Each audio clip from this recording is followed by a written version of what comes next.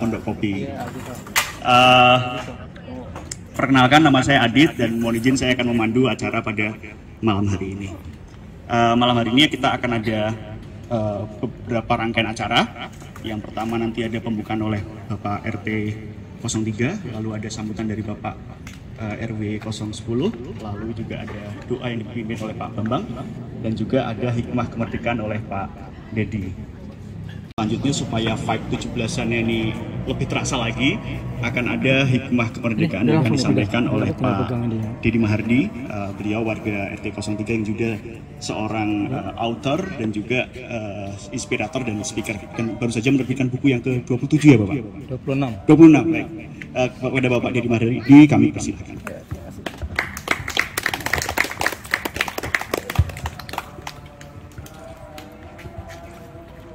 Bismillahirrahmanirrahim. Assalamualaikum warahmatullahi wabarakatuh. Selamat malam, salam sejahtera buat kita semua. Om Swastiastu, salam budaya. Apa lagi Mas? Salam kebajikan, rahayu.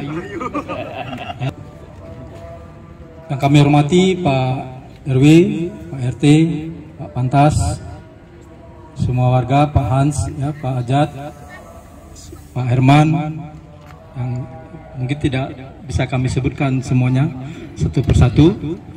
Berbahagia kita di sini berkumpul dalam rangka memperingati Hari Kemerdekaan Indonesia yang ke-78. Jadi kita bicara tentang refleksi kemerdekaan bangsa ini yang ke-78. Kemerdekaan bangsa itu diawali dengan kerajaan-kerajaan yang memberontak terhadap penjajah. Lalu berikutnya ada konsep menuju kemerdekaan dengan dibuatnya sebuah buku Nar de Republik atau Menuju Republik oleh Tan Malaka, itu tahun 1925. Setelah Tan Malaka menulis buku Menuju Republik, nama Tan Malaka itu mendunia, sehingga banyak negara-negara lain belajar, pemimpin negara lain belajar kepada Tan Malaka untuk bagaimana memerdekakan negaranya. Lalu selanjutnya dan terjadinya Sumpah Pemuda tahun 1928. Selanjutnya tahun 1945 Juni ada konsep tentang Pancasila, ya. Lalu adanya BPU PKI, Badan Persiapan Usaha Proklamasi Kemerdekaan Indonesia. Saya perlu jelaskan ini agar autentik tentang berdirinya bangsa ini tidak diputarbalikkan oleh sekelompok orang yang ingin berkuasa lalu memutarbalikkan sejarah bangsa ini. Saya berani bertanggung jawab. Yang saya katakan itu bukti autentik berdirinya bangsa ini. Nah, lalu terjadilah proklamasi kemerdekaan Indonesia pada tanggal 17 Agustus tahun 1945 di Jalan Pegangsaan Timur 56 Jakarta. Lalu kalau kita bicara tentang konsep, ya, sekarang generasi bangsa ini, tokoh-tokoh bangsa ini sangat minim akan konsep, ya. Jadi saya waktu tahun 2014 ketika diundang menjadi narasumber debat capres konvensi rakyat di Sanpuga ITB, ada sekitar 7 orang kandidat calon presiden dan saya narasumber yang pertama kali diberi kesempatan bertanya. Saya tanyakan, apakah Bapak Ibu para kandidat capres sudah punya konsep bagaimana membangun dan memperbaiki bangsa ini? Bangsa ini bangsa yang sangat besar, yang kaya raya, ya. Sampai Kus-Plus mengatakan bangsa ini adalah surga khatulistiwa. Kayu aja dilempar bisa jadi tanaman. Cuma sayang, bangsa yang besar ini hanya dinikmati oleh segelintir orang. Kalau tidak, pemimpin yang muncul ke depan itu adalah pemimpin yang punya konsep, ya bangsa ini akan gini-gini aja. Garis kemiskinan orang miskin dengan orang kaya jaraknya akan makin jauh. Ya, bayangkan, 10 kekayaan orang terkaya di Indonesia ini sama dengan aset 100 juta rakyat miskin Indonesia. Dan itu makin lama makin timpang. Kita butuh pemimpin yang punya konsep.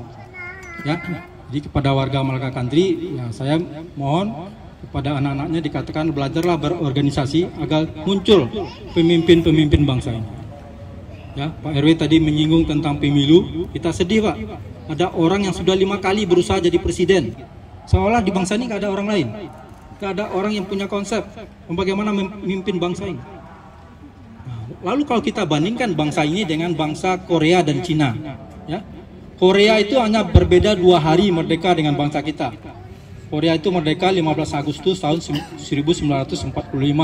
Merdeka juga dari Jepang. Begitu juga dengan Cina. Akan tetapi kemajuan kedua bangsa ini jauh di atas bangsa kita. Apalagi kesejahteraan rakyatnya, income per kapita. Ya. Kalau ada orang-orang sekarang berteriak-teriak anti Cina, saya justru belajar dari Cina. Dalam agama juga dikatakan tuntutlah ilmu sampai ke negeri Cina. Tidak salah. Cina itu punya konsep demokrasi, walaupun namanya demokrasi tunggal, tapi demokrasinya hebat. Bisa dibaca sejarah. Setiap dekade Cina itu menghasilkan pemimpin-pemimpin hebat. Di negeri ini siapa? Setelah Bung Karno tidak ada pemimpin hebat di negeri ini. Ya, kenapa? Karena kompetisi demokrasi di negeri ini itu masih berdasarkan hal-hal yang tidak sportif. Cina hanya pegang dua konsep untuk berkompetisi sesama anak bangsanya, yaitu prestasi dan kontribusi. Siapapun orang yang berprestasi dan berkontribusi kepada negara oleh rakyat Cina diangkat, tidak peduli dia keturunan siapa, anak siapa, dari siapa, agamanya. Nah, ini yang lemah di negeri ini. Di negeri ini kita masih tidak sportif, masih picik, ya. Apalagi sekarang terjadi pembalikan, ya. Setelah 78 tahun Indonesia merdeka, sekarang ada orang-orang tertentu yang justru menjajah pikirannya sendiri. Dijajah dengan pola pikir yang salah, dijajah dengan ajaran yang sesat yang salah, ya. Sehingga agama diperjualbelikan, ya. Dan banyak lagi hal yang membuat orang-orang itu terjajah, ya. Jadi mari kita semua warga ini kita cerahkan siapa yang bisa kita cerahkan pikirannya. Hati-hatilah dalam memilih pemimpin ke depan. Jangan sampai bangsa ini lebih terpuruk lagi. Ya? Kalau Bung Hatta dan Bung Karno sudah memerdekakan bumi pertiwi ini, lalu Pak Jokowi sudah memerdekakan dengan pembangunan. Ya, saya dulu kebetulan sama kayak Pak Bagio sering keliling Indonesia ke pelosok-pelosok. Dulu di beberapa daerah-daerah perbatasan itu seperti belum merdeka negara ini, saking miskinnya. Nah sekarang setelah ada pemerintahan Pak Jokowi, saya bukan orang pemerintahan, saya membaca real kenyataan di lapangan. Ya bangsa ini sudah lumayan maju, ya. Adanya BBM satu harga, jalan bagus di mana-mana, itu harus kita syukuri. Nah jangan pembangunan yang sudah bagus ini nanti malah jadi rusak. Ya mungkin itu saja. Semoga ada manfaatnya. Mohon maaf jika ada kekurangan. Wassalamualaikum warahmatullahi wabarakatuh. Waalaikumsalam warahmatullahi wabarakatuh. Terima kasih Pak Deddy Mahardi.